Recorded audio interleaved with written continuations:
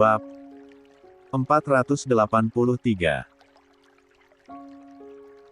Din akhirnya mundur setengah langkah, seolah memberi ruang yang dia tahu dibutuhkan istrinya.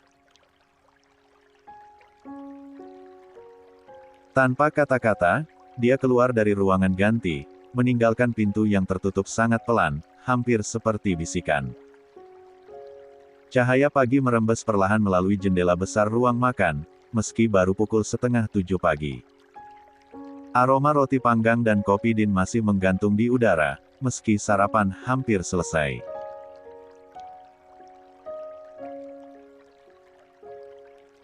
Azarin duduk di ujung meja, merapikan bekas makanan Alina yang terburu-buru memakannya sebelum tantrum kecilnya datang seperti biasa. 48.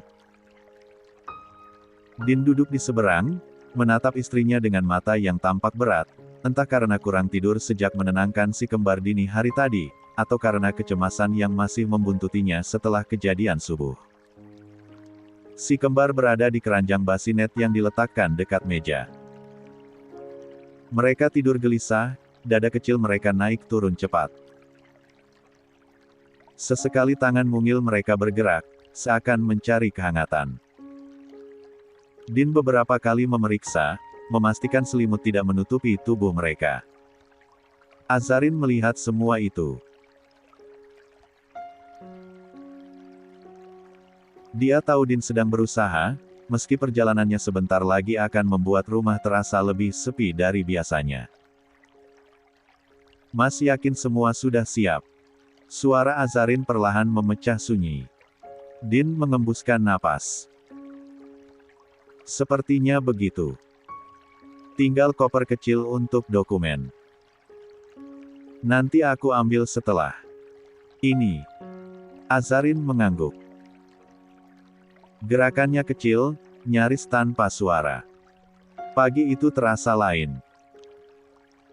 Tenang, tapi tegang. Dengan lembut, Azarin mengusap piring terakhir di depannya. Namun suara sendok yang bersentuhan dengan porselen terdengar terlalu jelas. Seakan seluruh rumah sedang menahan napas. Din meraih gelas kopinya, tapi tidak meminumnya. Tentang tadi subuh. Kamu benar-benar tidak apa-apa. Azarin mengangkat wajah, namun hanya sekilas. Sudah kubilang, aku baik-baik saja. Din menelan kekhawatirannya, meski jelas dia ingin mengatakan lebih. Namun dia tahu batas. Dia tahu istrinya membutuhkan ruang untuk merapikan hatinya sendiri. Alina, yang tadi tengah bermain puzzle di karpet ruang makan, tiba-tiba berdiri dan menghampiri. Gadis kecil itu memeluk kaki ayahnya sambil berseru kecil. Ayah kerja jauh banget, ya. Din tersenyum lemah, mengusap kepala putrinya. Iya, tapi ayah pulang kok. Cepat.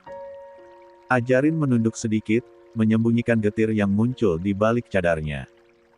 Dia tahu Din tidak melihat wajahnya, tapi dia juga tahu suaminya peka pada getaran suaranya, napasnya, caranya menjawab. Mungkin itu sebabnya dia memilih menjawab dengan hati-hati. Tidak terlalu cepat, tidak terlalu dalam, dan tidak membuka celah ke luka yang belum siap dia bicarakan. Mas, katanya pelan, ingat soal salat yang aku bilang semalam. Tolong jaga, ya. Jangan lalai hanya karena pekerjaan. Komunikasi juga, jangan hilang. Setiap katanya meluncur lembut, tapi seperti menamparkan keras. Din tersenyum kecil, senyum yang terdengar seperti permintaan maaf yang tidak terucap. Iya, jawabnya pelan, Mas janji. Azarin mengangguk. Aku hanya ingin semua tetap baik. Itu saja. Din tak membalas. Hanya mengusap puncak kepala istrinya dengan wajah penuh penyesalan yang dia sembunyikan sebisa mungkin. Saat semua selesai, Din akhirnya berdiri dari kursinya. Pagi telah meninggi, dan sopir sudah menunggu di halaman depan.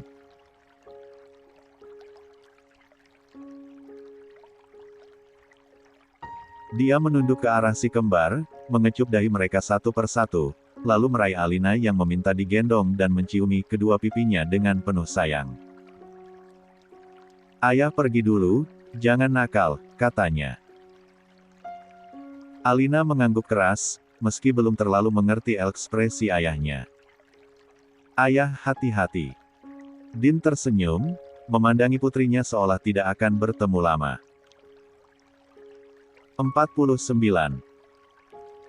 Terakhir, dia menoleh ke arah istrinya. "Sayang." Azarin berdiri tegak, cadar menutupi sebagian besar ekspresinya, namun tidak bisa menutupi lembutnya mata yang menyimpan banyak hal, rindu, takut, dan kata-kata yang memilih tidak dilahirkan. "Jaga diri," ucapnya. "Sama-sama." Din berhenti sejenak. "Jangan terlalu sering ke makam ibu, ya. Jangan membebani diri. Mas tahu kamu sayang, tapi istirahat juga perlu. Dan panti. Kalau terlalu jauh, kamu bisa minta sopir antar makanan. Tidak harus kamu yang selalu datang." Azarin tersenyum kecil. "Aku melakukannya bukan karena kewajiban. Aku menyukai rutinitas itu, Mas. Itu membawaku dekat dengan keluarga ini, dekat dengan ibu, dan dekat dengan papa. Rasanya tidak melelahkan." Din menghela napas. "Mas hanya tidak ingin kamu kecapean." Balasan Azarin datang lembut, tapi telak. "Mas di kantor berjam-jam. Aku juga tetap mengurus semuanya. Apa bedanya?" Din terdiam. Tidak ingin memperpanjang. Dia hanya mengelus lengannya, meski Azarin tetap menjaga jarak kecil yang membuat sentuhan itu sekadar lewat, tidak benar-benar menyentuh. Azarin kembali menatap suaminya. "Yang penting jaga salat, jaga hati, jaga komunikasi. Itu saja." Din tersenyum, kali ini lebih tulus. "Mas janji." Akhirnya, waktunya tiba. Din berjalan menuju pintu, koper di tangan, langkahnya mantap namun berat. Azarin mengikuti sampai teras. Dia melambaikan tangan, sama seperti Alina di sebelahnya. "Hati-hati, ayah." Seru Alina sambil melompat kecil. Din tersenyum dari dalam mobil. "Ayah sayang kalian." Mobil pun perlahan bergerak, meninggalkan halaman rumah yang luas dan hening. Angin pagi menyapu cadar Azarin, membuatnya berkibar pelan. Dan di balik kain tipis itu, senyum getir yang bahkan dirinya sendiri sulit pahami. Bukan karena tidak percaya pada suaminya. Bukan karena Din akan pergi. Namun karena kecemasan yang dia simpan, yang tak ingin dia ungkapkan, tentang nama yang sempat dia lihat di Instagram, tentang seseorang bernama Bianca, dan tentang kepergian ini yang ditemani Pak Rikat, seseorang yang terhubung dengan perempuan itu. Azarin tidak ingin melukai Din dengan prasangka. Tidak ingin memulai konflik dari sesuatu yang mungkin hanya ketidaksengajaan. Dia memilih memendam luka itu untuk hari ini. Bukan untuk selamanya. Tapi cukup sampai dia yakin hatinya mampu berkata tanpa mengguncang rumah tangganya sendiri. Untuk sekarang, dia hanya berdiri di sana, memandangi mobil yang mulai mengecil, hingga akhirnya hilang di tikungan.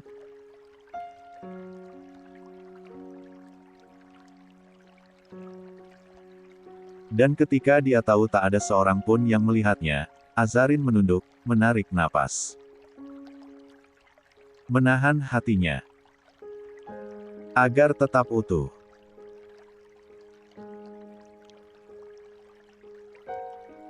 Waktu mulai merayap menuju pukul 7, dan rutinitas pagi memaksa tubuhnya bergerak meski pikirannya masih menggantung. Azarin berjalan masuk ke rumah, melewati lorong yang berbau lembut aroma diffuser lavender. Suasana rumah luas itu seperti kembali ke ritme sehari-hari. Alina harus bersiap untuk sekolah. Gadis kecil itu sudah kembali duduk di kursinya sambil menggenggam mainan kelinci, mungkin karena terlalu lama berdiri di teras sampai tak sadar Alina sudah masuk ke dalam rumah. Kini rambut gadis kecil itu berantakan seperti baru saja berlari-lari di kamar.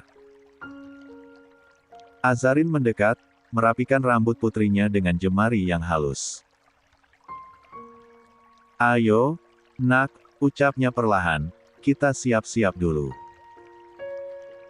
50. Alina mengangguk.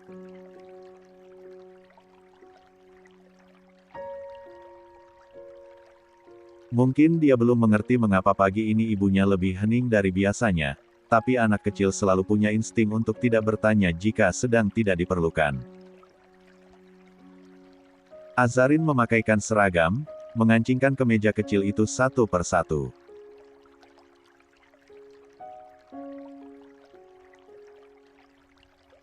Setiap gerakan dilakukan dengan telaten, meski ada bagian dirinya yang masih terasa bergetar. "Bunda." Alina tiba-tiba menyentuh tangannya. "Ayah lama, ya pergi?" Pertanyaan polos itu membuat dada Azarin terasa diremas sesuatu yang tak terlihat. Tetapi dia tetap tersenyum, meski senyum itu tersembunyi di balik cadarnya. "Gak lama, sayang. Ayah cepat pulang. Tadi ayah udah bilang, kan?" Alina tersenyum lega, lalu meraih tas kecilnya dan berlari menuju pintu. Sopir sudah menunggu di teras depan, membuka pintu mobil dengan sopan. "Assalamualaikum, Bunda," seru Alina sambil melambaikan tangan. "Waalaikumsalam. Hati-hati ya, nak." Mobil itu perlahan melaju, meninggalkan halaman yang kembali sunyi. Sunyi yang sama, hanya berbeda pemilik rasa. Setelah mengantar Alina, Azarin kembali ke kamar untuk mengurus si kembar. Tangisan kecil mulai terdengar dari basinet.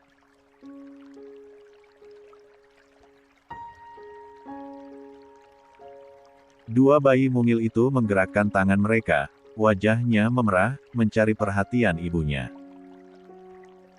Meski sedang tidak baik-baik saja, Azarin tetap mengerahkan seluruh kelembutannya. Dia mengangkat yang pertama, menidurkannya di bahu, menepuk perlahan. Tangannya bergerak otomatis, seperti tubuhnya memiliki hafalan sendiri tentang bagaimana menjadi ibu.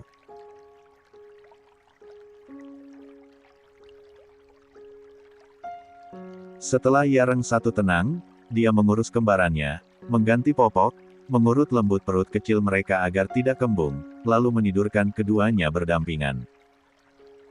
Begitu kedua bayi itu tertidur pulas, kamar menjadi begitu hening hingga Azarin bisa mendengar detak jantungnya sendiri. Dia berdiri sejenak, menatap dua anak itu. Ada tatapan lembut, namun juga samar rasa takut gagal menjadi ibu yang baik, takut tidak cukup kuat, takut kehilangan sesuatu yang belum tentu terjadi. Ketakutan yang diam-diam berakar pada gambar seorang perempuan di Instagram. Bianca. Nama yang hanya lewat sekilas, tapi meninggalkan bayangan panjang. Azarin menarik napas lagi. Perlahan. Lalu berbalik menuju kamar mandi untuk mengambil wudhu. Air yang menyentuh kulitnya terasa menenangkan. Seperti setiap tetesan membantu melebur sisa-sisa kecemasan yang tadi menumpuk sejak subuh. Dia membentangkan sajadah, berdiri menghadap kiblat, lalu menunaikan salat duha dengan ketenangan yang tidak dimiliki tubuhnya beberapa jam sebelumnya. Lama dia berlutut, lama dia bersujud. Mungkin lebih lama dari biasanya.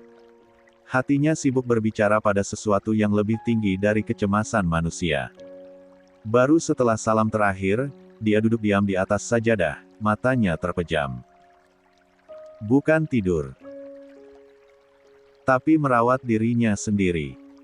Selesai berdoa, dia memindai duduk ke sofa kecil di dekat basinet. Kamar itu tenang, hanya suara napas si kembar yang sesekali terdengar. Azarin mengambil ponsel. Awalnya, hanya ingin membaca artikel parenting.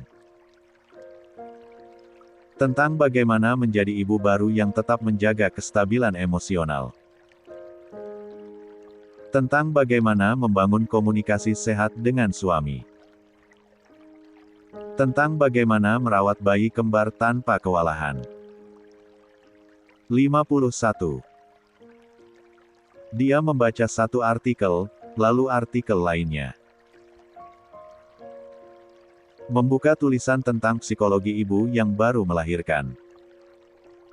Tentang cara agar tidak mudah tersinggung.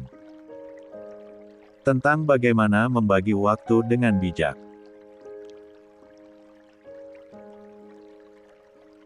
Semua itu seperti kompas kecil untuk dirinya, karena meski dia lembut dan cerdas, dia juga manusia yang sedang belajar. Namun di tengah guliran layar, sebuah unggahan lewat seperti badai kecil yang tiba-tiba menghantam hatinya.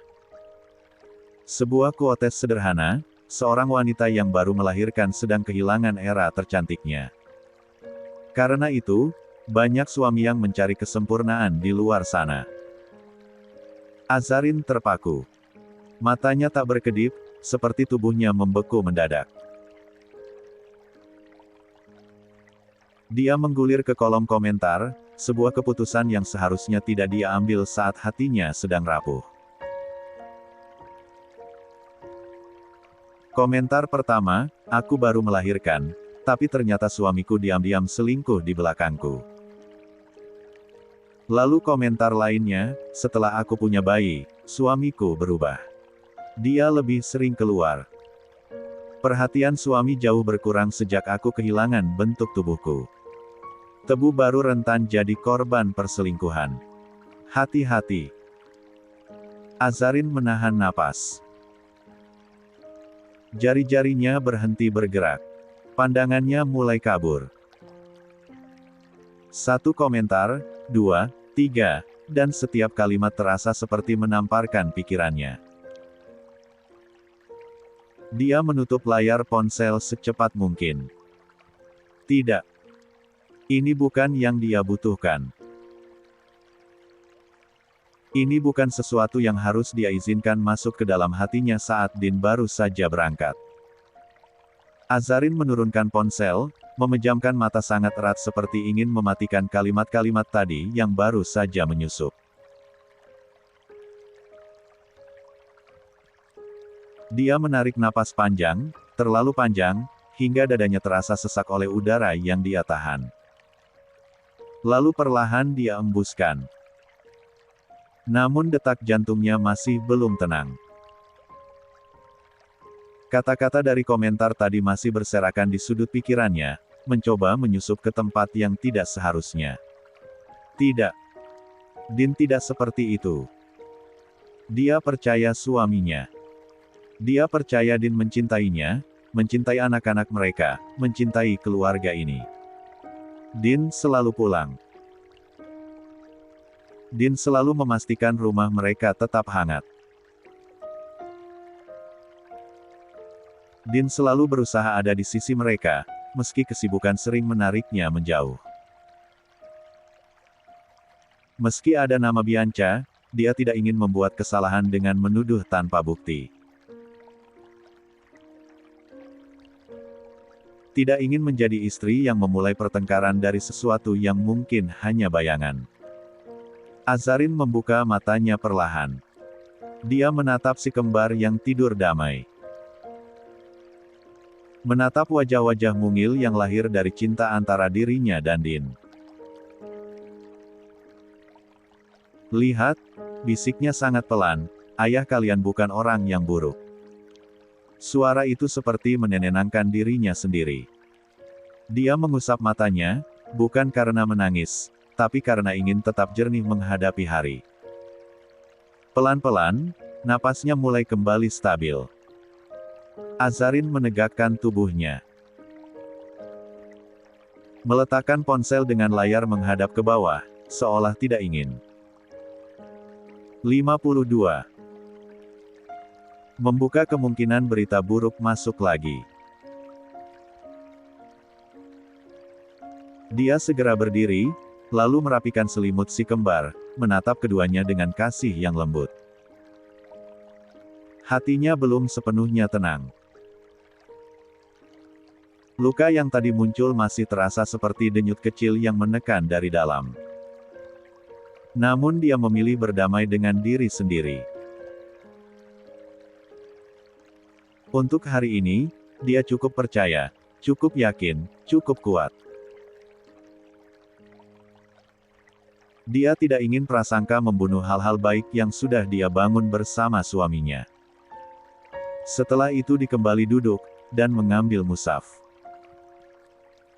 Mungkin lebih baik menjaga kewasarannya dengan membaca ayat suci Al-Quran dibanding membaca quotes yang menjadi racun di benaknya. Dia baru melahirkan, baby blues bisa saja menyerangnya, sehingga dia akan merasa insecure. Astagfirullahalazim. Astagfirullahalazim, gumamnya berulang kali, sebelum memulai membaca Al-Quran. 53. Dering ponsel itu muncul tiba-tiba, memecah keheningan. Waktu menunjukkan hampir pukul 10 pagi ketika suara melengking itu membuat Azarin terlonjak kecil. Dia refleks menatap benda pipih yang sejak tadi berada di pangkuannya, dan langsung meraihnya sebelum suara itu membangunkan dua bayi mungil yang tertidur di basinet tidak jauh darinya. Zayan dan Zamira masih terlelap, napas kecil mereka teratur, sesekali mengeluarkan bunyi cegukan halus khas bayi.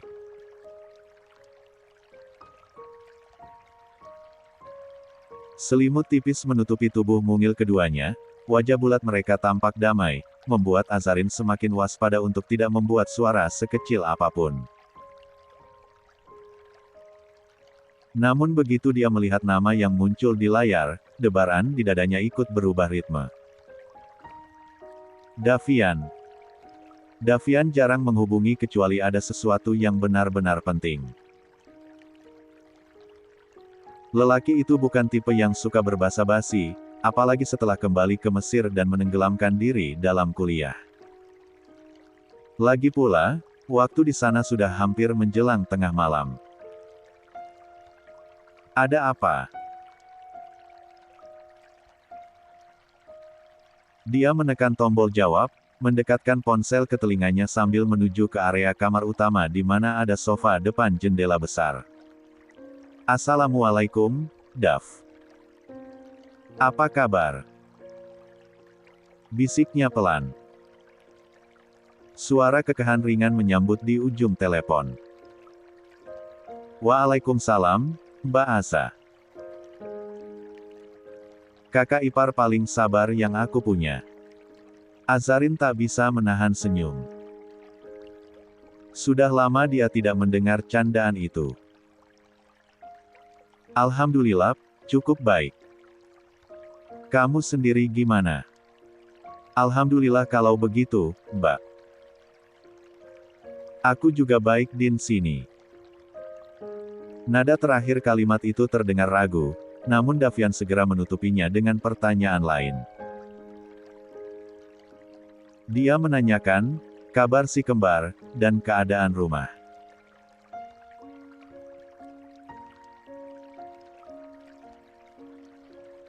Azarin menjawab semuanya dengan datar, seolah hidupnya berjalan serba mulus dan damai. Dia tidak mungkin bercerita bahwa batinnya kacau. Dia bukan tipe yang membebani orang lain. Terlebih Davian. Lelaki itu sudah membawa cukup banyak luka. Bagaimana kuliahmu? Kenapa baru telepon sekarang? Kamu hilang sekali dari radar, tegur Azarin pelan tapi hangat.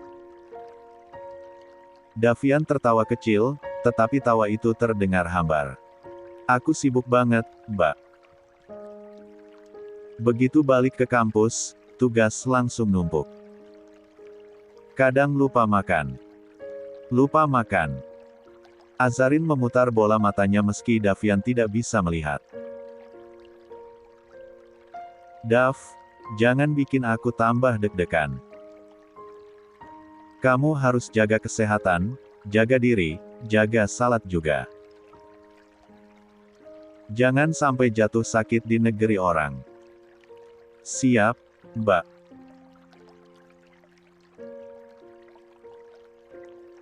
Kursi pengganti ibu siap memarahi aku kapan saja, sahutnya dengan tawa pahit. Kata pengganti ibu membuat dada Azarin sesak. Dia tahu Davian tidak sedang bercanda. Sejak ibunya meninggal, Davian seperti kehilangan poros hidup. Meski dia pandai menyembunyikan luka, tapi getar suaranya selalu membocorkan segalanya. Aku cuma khawatir. Kamu jauh, sendirian. Jangan sok kuat. Baik, Mbak. Suaranya terdengar lebih lembut. Diam beberapa detik mengambang di antara mereka sebelum Davian kembali bersuara. Mbak, Papa bagaimana? Pertanyaan itu membuat alur napas Azarin kacau seketika. Dia mengernyit, tidak mengerti. Loh, kamu tidak pernah komunikasi sama Papa selama ini. 54. Davian menghela napas panjang. Napas yang tidak bisa disembunyikan betapa berat bebannya. Tidak, Mbak. Papa marah sama aku. Aku tidak berani telepon. Kok bisa begitu? Mbak Aza tahu sendiri. Papa kecewa sama aku. Karena aku penyebab ibu meninggal.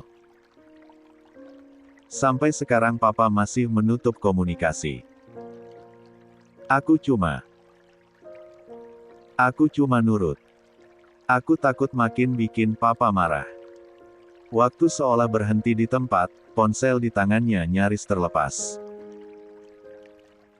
Dia benar-benar tidak menyangka semuanya separah ini. Dia tahu sang ayah mertua memang masih terpukul berat dengan kepergian istrinya. Dia tahu pula Davian memendam perasaan bersalah karena menjadi orang yang menyebabkan musibah itu terjadi. Tapi dia kira, waktu sudah meredakan segalanya. Dia pikir hubungan mereka pelan-pelan membaik. Ternyata tidak. Terakhir aku ke panti, waktu mau berangkat ke Mesir. Davian melanjutkan, suaranya semakin berat. Papa menolak bertemu denganku. Padahal aku nunggu berjam-jam di depan gerbang. Aku cuma ingin pamit. Tapi Papa bilang dia tidak siap lihat aku. Azarin menutup mulutnya dengan punggung tangan. Hatinya seketika diremas. Makanya, Bang Din waktu itu yang nganterin aku ke bandara sekalian bilang nanti kalau aku wisuda, beliau saja yang datang. Karena dia tahu, Papa pasti menolak. Azarin memijat kening, berusaha menghalau pening yang tiba-tiba menyergap. Dia merasa seakan baru saja ditampar kenyataan yang selama ini tidak dia sadari. Kamu sudah mencoba hubungi Papa lagi? Tanyanya pelan. Sudah, Mbak, tapi hasilnya sama saja. Papa tetap menutup komunikasi. Jadi aku pikir, daripada larut, lebih baik aku fokus kuliah. Aku ingin cepat selesai, cepat kembali ke Dubai, aku ingin ketemu Papa. Aku ingin minta maaf. Kalau perlu, aku sujud cium kaki beliau. Azarin tak sadar air mata menetes, jatuh begitu saja ke pipi. Dia seka cepat-cepat, khawatir suaranya akan pecah saat membalas. Daf, Papa awal-awal memang sangat terpukul. Bukan hanya sedih Papa kehilangan arah. Papa tidak mau makan, tidak mau bicara, tidak mau keluar kamar. Semuanya terasa sia-sia setelah ibu tiada. Davian terdiam. Mungkin dia menahan tangis. Mungkin dia menahan napas. Setelah itu, lanjut Azarin. Aku yang pelan-pelan narik Papa keluar dari kamarnya. Ajak duduk di taman, ajak lihat kegiatan panti, ajak ketemu teman-teman lansia. Lama-lama, dia mulai bicara lagi. Sudah mulai tertawa. Sudah bisa main catur sama lansia sebelah kamarnya. Itu bentuk kemajuan besar. Dia menarik napas panjang. Ada kehangatan sekaligus luka dalam kalimat berikutnya. Tapi Papa tetap tidak mau pulang ke rumah. Sudah aku bujuk berkali-kali, tapi Papa tetap ingin tinggal di panti. Katanya, di sana dia merasa bisa menenangkan diri, beribadah, menikmati masa tua. Katanya, di rumah, terlalu banyak kenangan ibu. Davian tidak langsung menjawab. Hening panjang merayap, hanya diselingi suara jam dinding dan diffuser dari nakas. Akhirnya Davian bersuara lirih. Kalau begitu, Papa benar-benar belum memaafkan aku ya, Mbak. Azarin menggigit bibir bawahnya. Dia tahu sebenarnya jawabannya tidak sesederhana itu. Namun dia juga tahu, mengatakan hal yang salah hanya akan menambah beban lelaki itu. Papa tidak membencimu, Dav. Dia menjawab lembut. Papa hanya belum berdamai dengan rasa kehilangannya. Itu bukan tentang kamu. Itu tentang lukanya sendiri. Terdengar helaan napas yang seperti merobek dada. Tapi aku yang buat ibu jatuh, Mbak. Kalau saja aku tidak. 55. Berbohong, kalau saja aku tidak memaksa untuk ke makam Siva. Berhenti menyalahkan diri sendiri. Ibu sendiri tidak akan mau melihat kamu tersiksa begini. Davian akhirnya terisak kecil.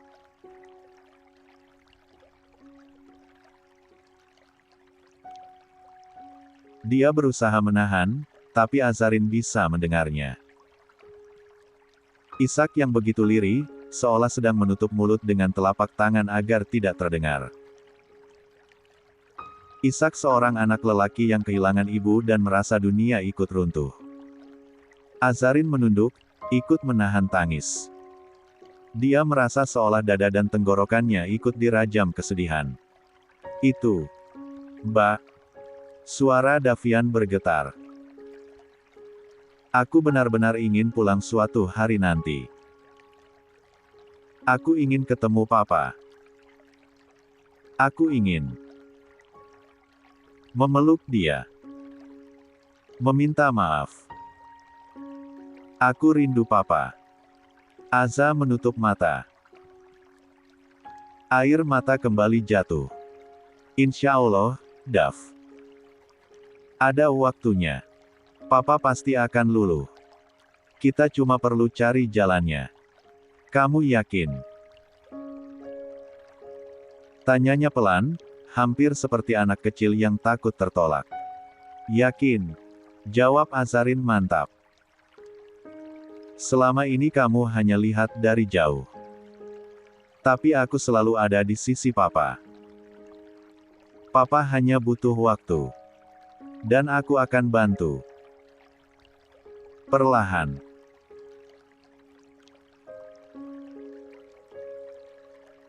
Kita kumpulkan keberanian Papa dan kamu. Percakapan mereka berlangsung hampir 1 jam. Davian akhirnya mengakhiri telepon dengan suara yang masih serak. Dia berterima kasih berkali-kali, seolah Azarin adalah satu-satunya yang masih tersisa baginya. Saat layar ponsel meredup, Azarin tetap duduk di tepi jendela besar kamar. Dari sana tampak halaman belakang rumah yang hijau, pepohonan yang bergoyang pelan diterpa angin musim dingin Dubai. Namun semua itu hanya menjadi latar buram di matanya yang mulai panas. Segala fakta yang dia terima hari ini berputar-putar seperti badai, Papa mertua yang masih memikul duka, Davian yang hidup serupa anak hilang yang tak punya rumah untuk kembali, dan dirinya, yang berdiri di tengah pusaran masalah tanpa tahu kemana harus berpegang. Selama ini dia mengira ayah mertuanya hanya butuh ditemani. Ternyata lelaki tua itu juga butuh disembuhkan. Dan Davian anak bungsu yang selalu ingin terlihat kuat ternyata butuh dipeluk utuh. Azarin menghela napas panjang. Dia menoleh ke arah kamar, tempat Zayan dan Zamira masih tertidur lelap di basinet. Ponselnya dia genggam kuat-kuat, seperti benda itu satu-satunya yang bisa mempertahankan dirinya tetap waras. Hatinya tahu, semua ini bukan hanya tentang Pak Argatama atau Davian. Ini tentang rumah yang sedang retak. Keluarga yang mencari bentuk baru. Dan dirinya yang berada tepat di pusatnya, dipaksa menjadi penyangga, sementara dia bahkan tidak diizinkan runtuh. Dia memejamkan mata sejenak. Lalu, dengan ketenangan yang dipaksakan, sebuah ide terlintas, dia harus mencari bantuan profesional. Jika dia ingin menyatukan keluarga ini kembali, dia harus tahu bagaimana cara menyentuh luka papa mertuanya tanpa membuka luka lama. Tanpa ragu, dia bangkit dari sofa. Langkahnya ringan namun mantap, tubuhnya seperti bergerak karena naluri, bukan kesadaran. Dia berjalan menuju ranjang, lalu meraih telepon rumah yang berada di atas nakas. Ketika sambungan terhubung ke dapur, suara seorang staf wanita dalam bahasa Arab menyambutnya. Iya, Madam. Tolong panggilkan Mbak Santi ke kamar. Saya mau keluar, ujar Azarin. Baik, Madam. Setelah sambungan terputus, Azarin berdiri beberapa detik, memastikan suara dan nada bicaranya stabil. Dia kemudian membuka mukena yang masih dia kenakan sejak salat duha tadi, melipatnya rapi sebelum berjalan menuju walk-in closet. Dia memilih jilbab berwarna lembut, mengenakannya perlahan. Jemarinya sempat bergetar saat meraih cadar, tapi dia tetap memasangnya. Di balik kain itu, dia menyembunyikan segalanya, kekhawatiran, kecemasan, dan sakit hati. 56. Saat keluar, Mbak Santi sudah berdiri menunggu di depan pintu kamar. Bu, ada yang bisa saya bantu? Tolong jaga Zayan dan Zamira. Mereka baru tidur. Saya keluar sebentar. Baik, Bu. Jangan khawatir. Azarin mengangguk lalu melangkah keluar. Rumah tersebut begitu luas, banyak mayat berkeliaran di rumah dengan tugas masing-masing. Namun bagi Azarin tetap terasa sepi, bahkan suara langkahnya menggema ringan di koridor, melewati pilar-pilar tinggi dan jendela besar yang memantulkan bayangan tubuhnya. Begitu sampai di halaman depan, dia langsung memanggil sopir yang sedang membersihkan salah satu mobil keluarga. "Saya perlu pergi sekarang," ucapnya lembut. Sopir itu, pria parubaya yang sudah bertahun-tahun bekerja untuk keluarga Argatama, langsung mengangguk tanpa banyak bicara. Dia menyiapkan mobil dengan cepat, membuka pintu belakang untuk Azarin. Wanita itu masuk tanpa kata tambahan.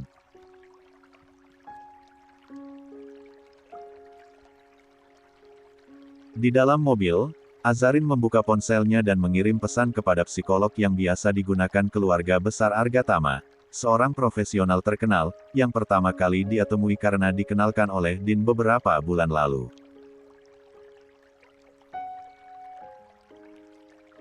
Bersyukur, psikolog tersebut membalas cepat, "Datang saja, kebetulan slot konsultasi sedang kosong."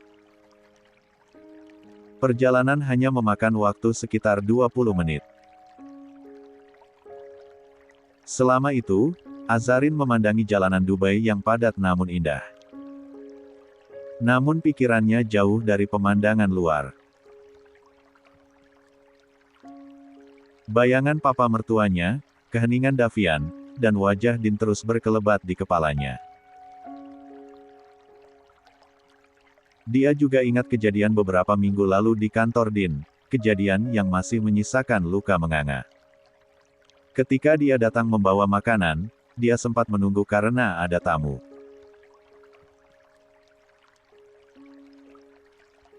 Lalu keluarlah seorang wanita muda, cantik, memakai dress putih yang terlalu seksi, ditemani seorang pria tua.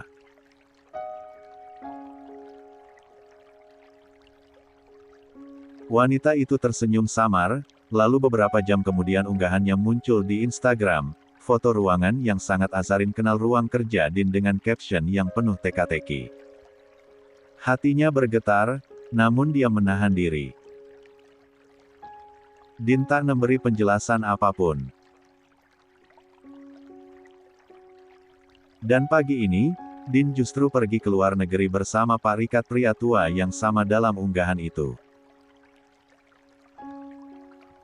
Meski Azarin percaya pada suaminya, tapi bayang-bayang itu tetap menggantung.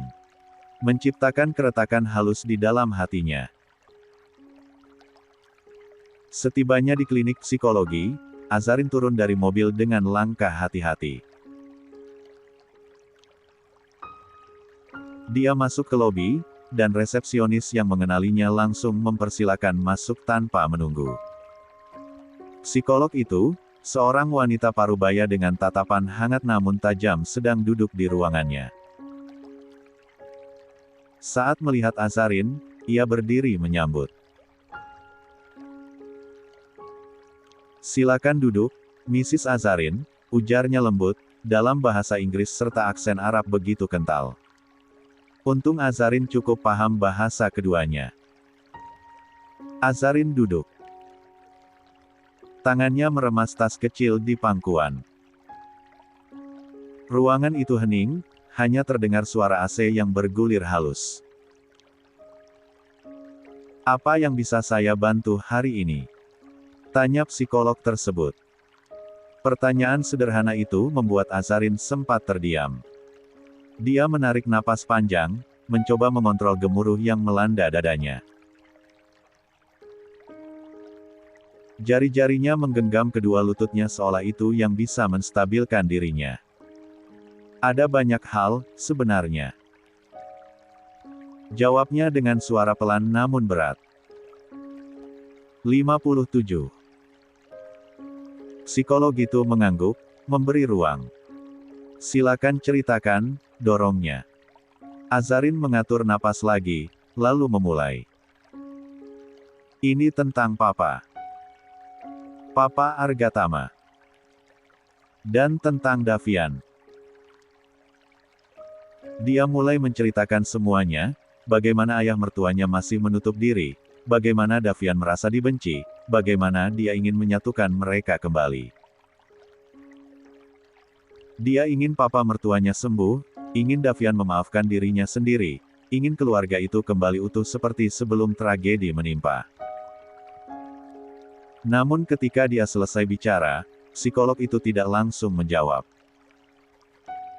Wanita itu justru memperhatikan mata Azarin, lama, sangat lama seolah membaca sesuatu yang tersembunyi di balik tenangnya tatapan.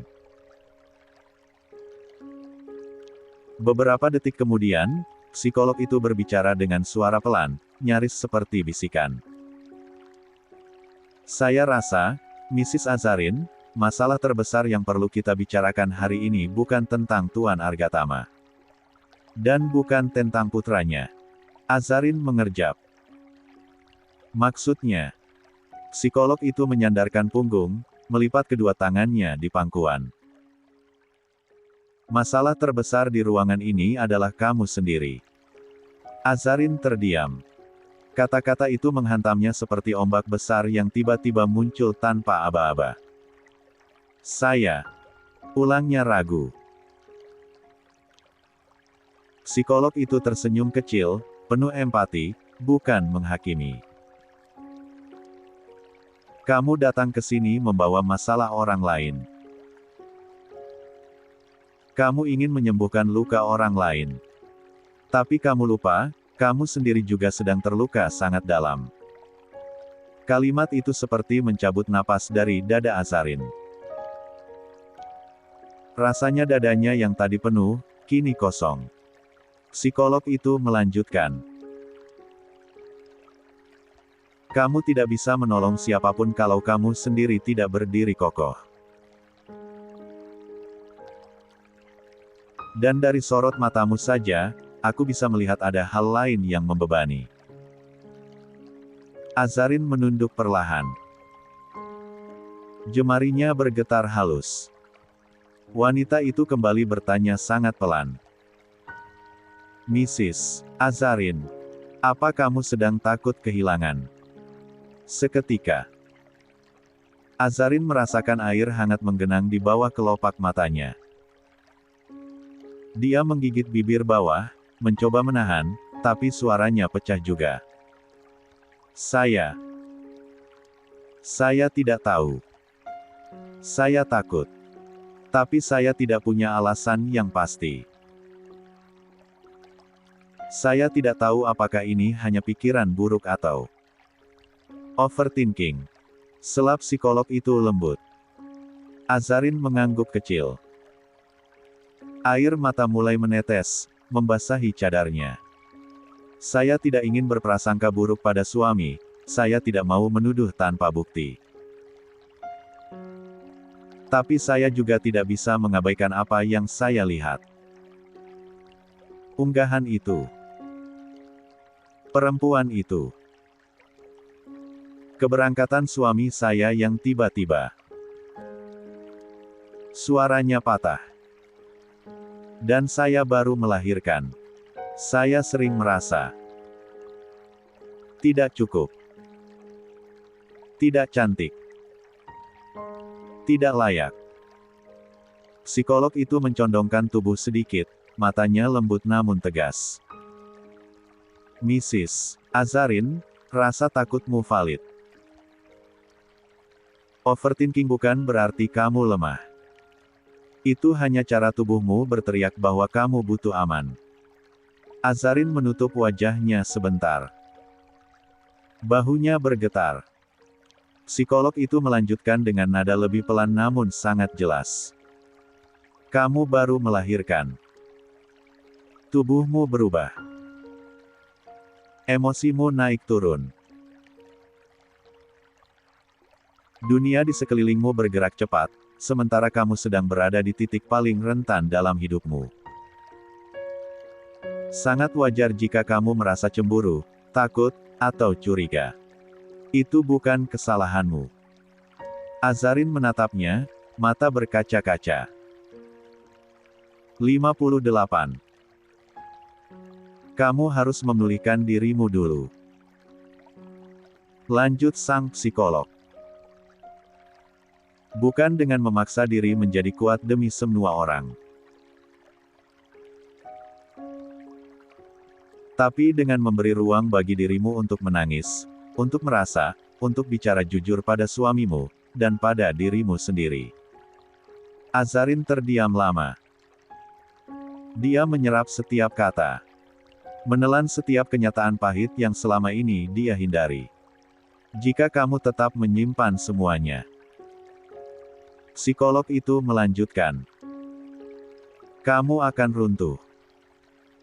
Dan ketika kamu runtuh, semua hal yang kamu coba selamatkan akan ikut jatuh. Azarin memejamkan mata. Air mata jatuh lagi, tapi kali ini dia tidak menahannya. Dia membiarkan semuanya mengalir. Mungkin inilah pertama kalinya sejak melahirkan dia benar-benar menangis karena dirinya sendiri. Setelah beberapa menit, psikolog itu kembali berbicara. Mrs. Azarin, kamu berhak bahagia. Kamu berhak merasa aman. Kamu berhak dicintai tanpa ketakutan. Azarin mengusap matanya, mengangguk perlahan. Psikolog itu tersenyum kecil. Dan suamimu, dia mungkin juga butuh tahu apa yang kamu rasakan. Bukan karena kamu ingin menyalahkan. Tapi karena kamu ingin rumah kalian tetap berdiri. Azarin menarik napas perlahan, mencoba meredakan getaran yang masih menyelimuti dadanya. Dia menatap psikolog itu lewat celah cadar, seolah mencari petunjuk yang lebih jelas daripada kata-kata yang baru saja diucapkan. Lalu, saya harus mulai dari mana?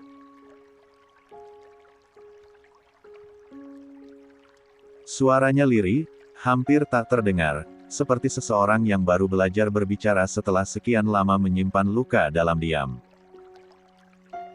Psikolog itu meletakkan penanya, menyandarkan tubuh, lalu menatap Azarin dengan tatapan yang tidak menghakimi, tatapan yang membuat siapapun merasa aman untuk rapuh. Mulailah, katanya pelan, dengan mengakui pada dirimu sendiri bahwa kamu juga manusia. Kamu bukan penyangga tanpa batas. Kamu bukan tembok yang tak boleh retak. Azarin menunduk, jari-jarinya saling menggenggam erat di pangkuan. Kata-kata itu terasa seperti disentuh di bagian yang paling dia sembunyikan. Psikolog itu melanjutkan lembut.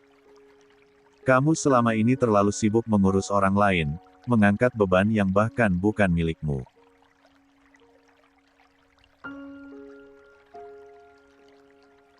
Kamu menjaga ayah mertuamu, menenangkan adik iparmu, merawat anak-anak, mendampingi suami, dan kamu melakukannya dengan tulus. Tapi kamu lupa sesuatu yang sangat penting. Azarin mengangkat wajah.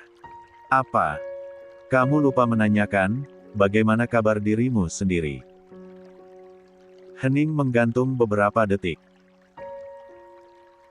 Azarin menutup mata, dan ada sesuatu yang terasa jebol di dalam dirinya. Mungkin rasa lelah. Mungkin rasa kehilangan. Mungkin ketakutan yang selama ini dia tahan. Psikolog itu menarik napas perlahan, lalu berkata lagi. Mrs. Azarin, kamu tidak bisa menyembuhkan luka orang lain dengan luka kamu yang masih menganga. Luka tidak pernah sembuh jika ditutupi dengan tugas, tanggung jawab, atau kesibukan. Luka hanya sembuh ketika kamu menengoknya, mengakuinya, dan merawatnya. Kalimat itu membuat dada Azarin memanas, seolah kata-kata itu menyingkap pintu yang selama ini dia kunci rapat-rapat. Psikolog itu kemudian bersandar sedikit ke depan, suaranya lebih rendah namun mengandung kekuatan yang menenangkan. Katakan pada suamimu apa yang kamu rasakan. Tidak perlu marah. Tidak perlu menyalahkan. Sampaikan saja. Karena komunikasi bukan untuk memenangkan pertengkaran, tapi untuk menyelamatkan hubungan. Azarin mendengarkan, perlahan mengangguk. 59. Psikolog itu menambahkan lagi. Dan mulai sekarang, jangan pernah merasa kamu harus kuat setiap saat.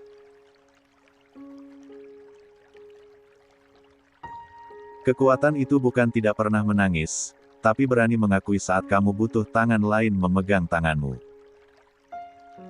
Azarin menahan air mata yang kembali menggenang. Tapi, kalau dia tidak mengerti. Psikolog itu tersenyum kecil, hangat, tidak tergesa-gesa. Tugasmu bukan memastikan dia mengerti. Tugasmu adalah menyampaikan. Memahami adalah pilihan dia. Tapi setidaknya kamu sudah menunjukkan jalan. Azarin menggigit bibirnya, seperti sedang menahan sesuatu yang sangat lama dia pendam. Dan satu lagi. Psikolog itu menatapnya lembut. Jangan mencoba menjadi obat untuk luka semua orang sementara kamu sendiri sedang berdarah. Kamu boleh membantu, tetapi kamu juga wajib sembuh. Hening kembali memenuhi ruangan. Tapi kali ini bukan hening yang menekan, melainkan hening yang menenangkan, hening yang memberi ruang bagi hati Azarin untuk bernapas. Kamu tahu, Mrs. Azarin, hidup ini bukan tentang siapa yang paling kuat memikul beban. Hidup ini tentang siapa yang paling jujur pada dirinya sendiri. Kalau kamu terus menelan rasa takutmu, dia akan membesar. Tetapi jika kamu membaginya, dia akan mengecil. Azarin menatap psikolog itu lama. Ada kehangatan samar yang menyusup perlahan ke dalam rongga dadanya. Bukan kebahagiaan, bukan pula kelegaan, tapi semacam pengetahuan bahwa dia tidak sepenuhnya sendirian menghadapi badai ini. Saya takut. Akhirnya Azarin mengaku, suaranya hampir pecah. Takut rumah ini runtuh. Takut kehilangan suamiku. Takut salah menafsirkan semuanya. Takut menjadi alasan keluarga ini tidak pulih. Psikolog itu mengangguk pelan, seakan memahami seluruh kalimat yang bahkan tidak terucap. Takut adalah tanda bahwa kamu peduli. Tapi jangan biarkan rasa takut memimpin jalanmu. Jadikan dia teman, bukan penguasa. Azarin menyeka sudut matanya.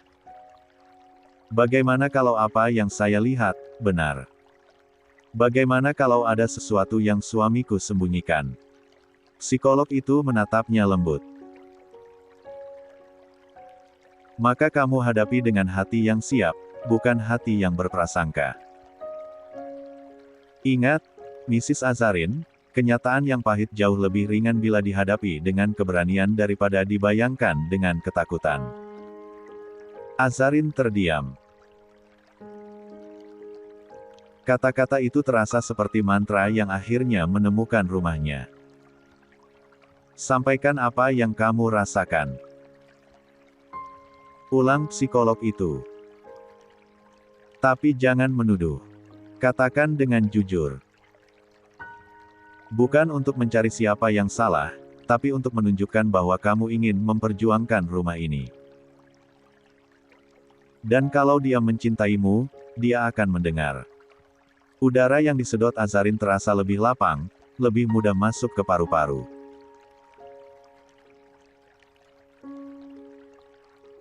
Untuk pertama kalinya sejak pagi itu, sejak Davian menelepon, sejak kegelisahan menumpuk di dadanya, dia merasakan sedikit ketenangan yang merembes masuk. Terima kasih. Suaranya serak, tapi lebih tegas. Psikolog itu tersenyum, senyuman yang tidak berlebihan, tapi cukup untuk menunjukkan bahwa dia peduli. Pulihkan dirimu dulu, Mrs. Azarin. Baru setelah itu kamu bisa membantu orang lain pulih. Azarin mengangguk pelan sebelum benar-benar bangkit dari kursinya. Dia mengucapkan terima kasih sekali lagi secara sopan, lalu melangkah keluar dari ruangan psikolog.